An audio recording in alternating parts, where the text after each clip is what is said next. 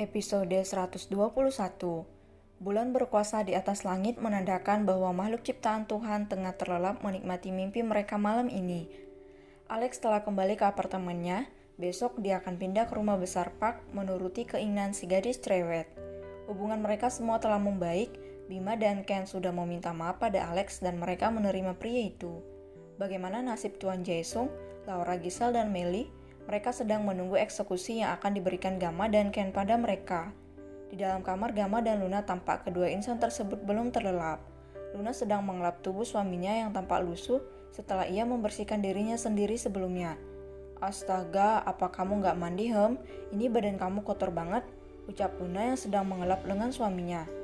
Luna mengangkat handuk basah yang terlihat ditempeli daki-daki dari tubuh Gamma itu. Tak ada rasa jijik pada garis itu. Dia melakukannya dengan benar-benar lembut dan penuh perhatian.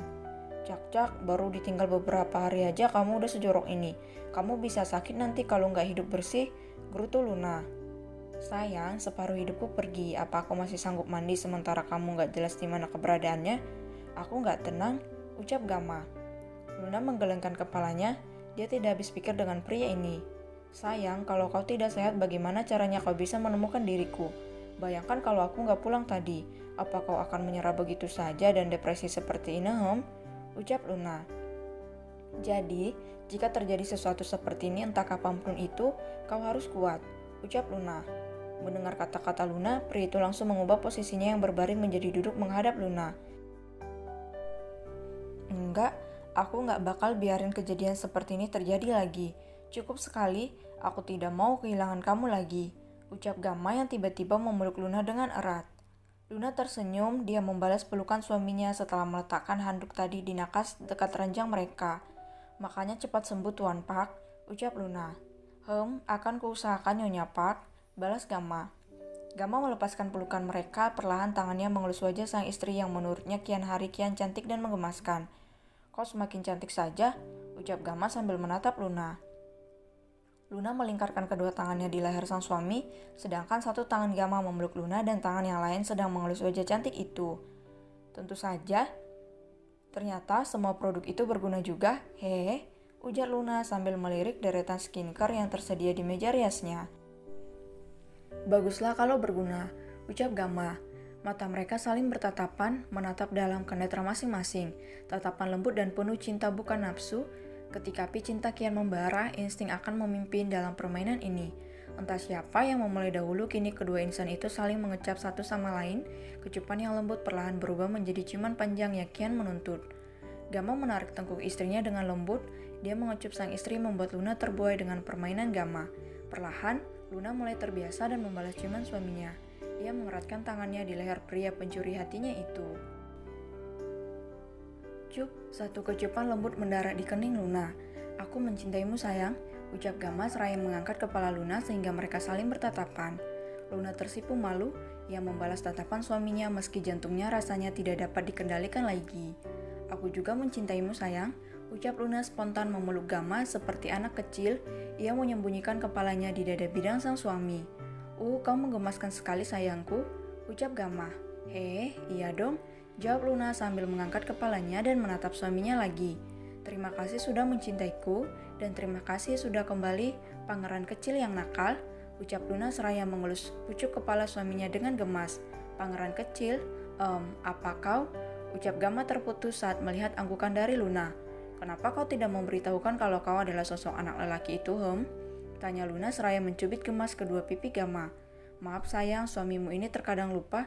Beberapa kali aku ingin mengucapkannya tapi selalu gagal.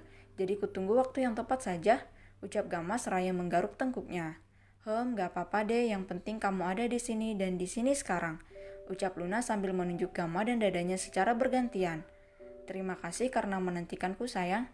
Tak kusangka kita dipertemukan kembali dengan cara yang unik," ucap Gamma. "Iya," jawab Luna. "Ngomong-ngomong, kamu tahu dari mana?" tanya Gamma. "Aku melihat foto masa kecilmu dengan Kak Alex terpajang rapi di apartemen kakak itu. Di situ aku menyadari kalau kau adalah bocah kecil itu," jelas Luna yang dibalas anggukan oleh Gamma. Ternyata begitu," ucap Gamma mengerti. Sayang, ada yang ingin kutanyakan," ucap Luna. "Apa?" "Tanya saja," ucap Gamma seraya menatap istrinya. Luna memperbaiki posisi duduknya lalu menatap Gamma dengan serius. Ada apa, Hem? Tanya Gamma sekali lagi. Apa Kak Ken punya penyakit? Tanya Luna tiba-tiba yang sontak membuat Gamma menyerngitkan keningnya heran dengan pertanyaan istrinya itu. Kenapa kau menanyakan itu? Tanya Gamma. Sepertinya ada masalah dengan tangan Kak Ken. Tadi aku memeluknya dapat kurasakan tangannya gemetaran. Sebelumnya juga seperti itu tapi tidak separah hari ini. Ucap Luna. Jadi kau menyadarinya juga. Aku sudah lama memperhatikan tangannya. Bukan hanya itu, dia sering tiba-tiba pusing. Kalau ditanya kenapa dia hanya jawab kelelahan bekerja. Aku tidak yakin dengan jawaban itu. Jelas Gamma. Sepertinya ada sesuatu yang disembunyikan Kak Ken dari kita semua. Ucap Luna. Iya, dia mencurigakan. Ucap Gamma. Aku jadi khawatir kalau begini. Lirih Luna. Gamma memegang kedua bahu gadis itu dan menatapnya dengan intens. Jangan khawatir, aku akan cari tahu tentang hal ini. Sekarang kita beristirahat, ini sudah larut malam. Ucap Gamma. Baiklah, aku juga sudah mengantuk. Ucap Luna. Luna membariskan peralatannya tadi lalu membuka kaki palsunya dan beranjak ke samping suaminya. Apa kakimu masih sakit? Tanya Gamma. Tidak terlalu sakit, hanya saja sering nyeri dan lecet.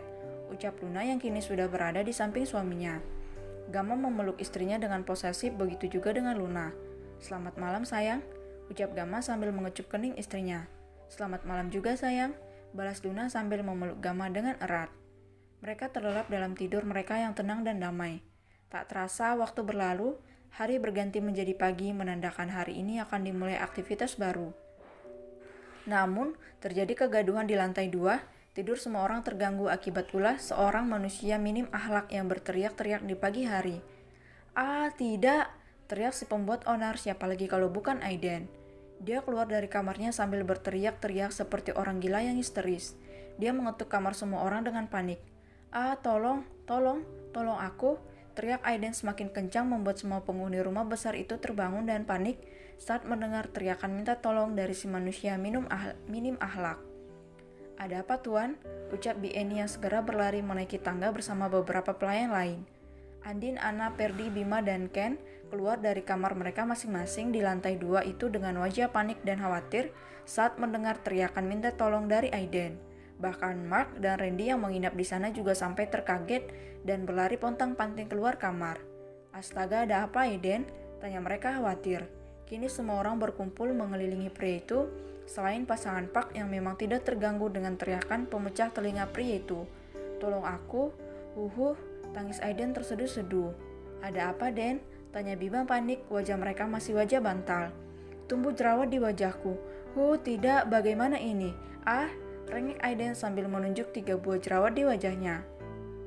Mereka semua tepok jidat dikira ada apa, ternyata hanya jerawat. Aiden, teriak mereka kesal. Cak, dasar tuan Aiden, dikira ada apa-apa, ganggu tidur aja, gerutu Bi Eni. Kau merusak mimpiku Aiden, kesal Bima. Aiden, ingin rasanya kujahit mulutmu itu, ketus Ken. Kak Ai, kalau boleh tiap hari teriak-teriak, lumayan alarm gratis, sindir Anna. Bro, sepertinya Anda dalam masalah besar, ucap Perdi. Kupikir ada apa-apa, batin Mark dan Randy. Mereka semua meninggalkan Aiden di sana sendirian. Aiden menggaruk kepalanya bingung kenapa semua orang marah padanya pikirnya. Wajah tampanku rusak gara-gara jerawat tengil ini, rengek Aiden. Kau selalu melakukan hal-hal aneh Aiden.